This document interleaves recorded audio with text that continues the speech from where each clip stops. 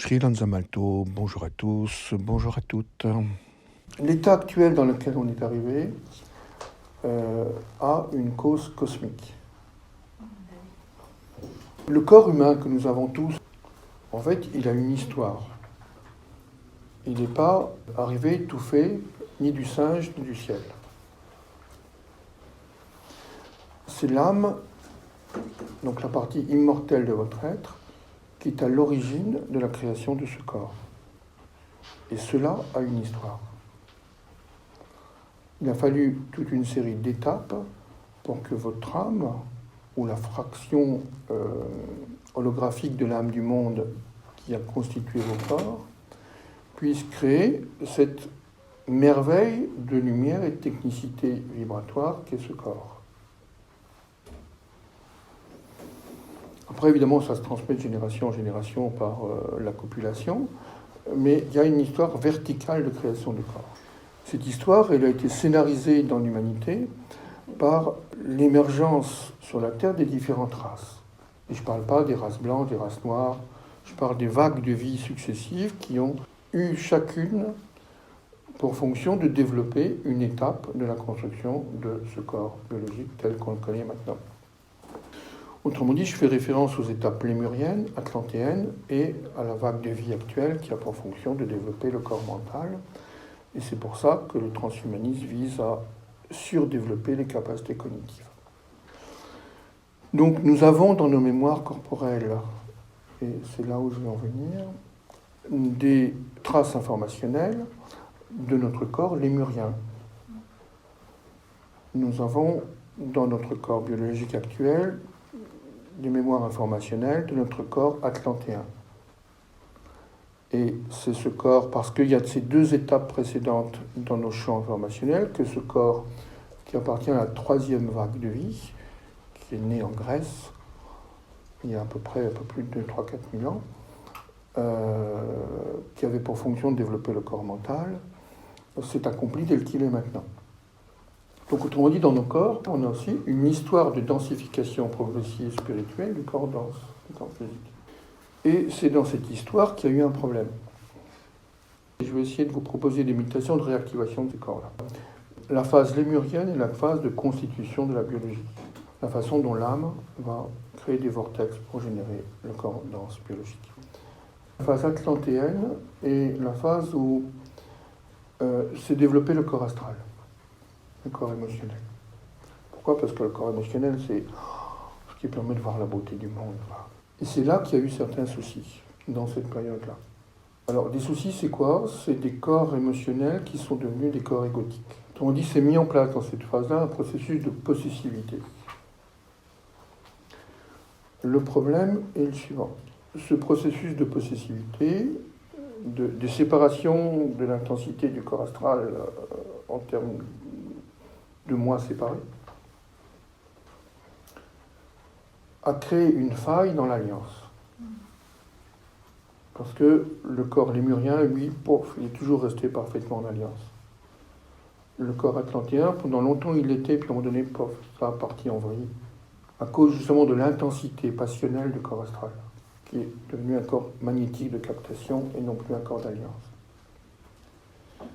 Ces épisodes-là ont créé une faille dans le cosmos, une fragilité dans le champ de l'alliance. Et c'est exactement ça qui a permis aux forces enténébrantes, que j'appelle les forces noires aussi de temps en temps, de pénétrer dans le cosmos et de briser les champs de l'alliance. Autrement dit, on est en train de régler un karma atlantéen.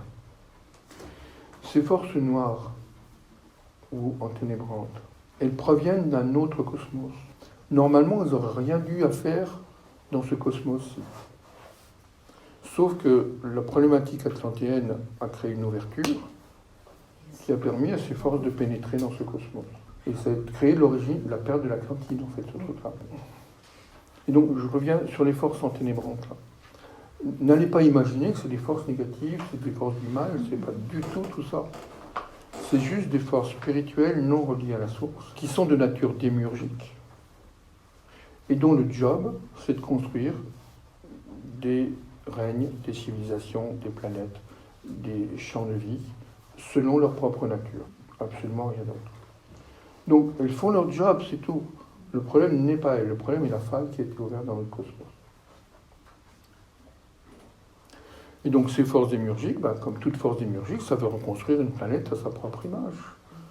C'est en œuvre depuis le mode capitalistique de production, le mode guerrier de conquête, sont les agents de cette force-là, qui installent partout où elle passe des process de soumission, de l'esclavage, la conquête territoriale. On voit toutes les traces de ça dans l'histoire. Et c'était tellement envahissant qu'il a fallu à un moment donné que les forces de lumière fassent descendre un avatar qui s'appelle le Christ pour permettre une autre possibilité qui n'était plus possible dans l'espèce d'obscurité de l'Empire romain. L'Empire romain, je rappelle que c'est la première tentative de créer une hégémonie planétaire. Parce qu'il faut une hégémonie planétaire pour ces forces enténébrantes qui, elles, sont sur unification plus soumission, et non pas unification dans la diversité. Donc on règle un karma 31, c'est tout ce qui se passe, c'est pas dramatique. Il n'y aurait pas eu ce souci-là, nos êtres, nos corps, nos psychés, nos structures émotives seraient toujours dans le champ de l'alliance.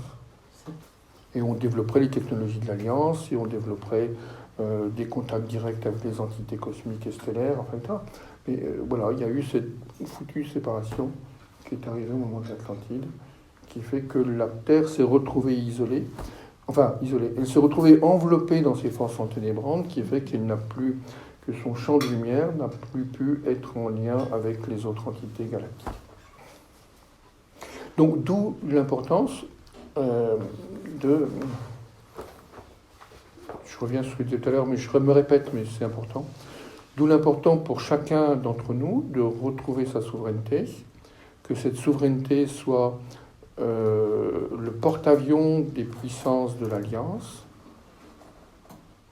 et je ne vous parle pas en termes politiques, d'accord, le porte-avions des puissances de l'Alliance, de façon à ce que nos structures puissent de nouveau être animées par des forces d'inspiration, de création, de puissance, enfin peu importe, pour œuvrer dans le processus de désenténébrement du champ planétaire, pour qu'il y ait ce réalignement comme ça sur l'Alliance qui puisse se mettre en place, de façon à permettre l'éruption de la nouvelle Terre, qui est clairement installée dans le champ hiérarchique des entités spirituelles et qui devient au service du vivant.